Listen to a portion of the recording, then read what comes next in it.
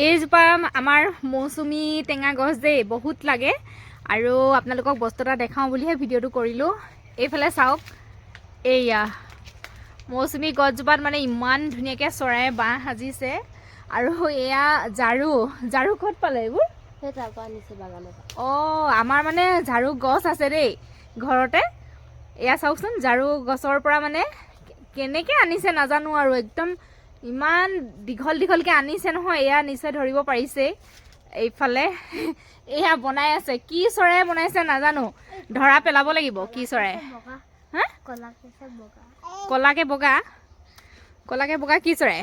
ৰিভাঞ্চ, অ ৰিভাঞ্চ, আমি চৰাই চাম ন, কি চৰাই বাঁহ বনাইছে চাব লাগিব, হয়নে? হয়নে? হা, কলা চৰাই কি জানো, এতিয়া চাব লাগিব।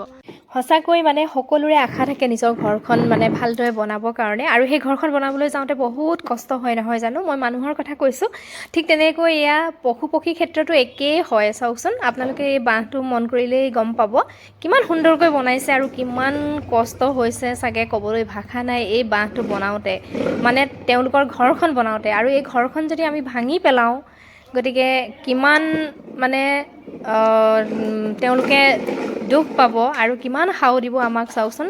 গতিকে এনেকৈ বাঁহ যদি বনাই কেতিয়াও ভাঙি পেলাব নালাগে নহয় জানো।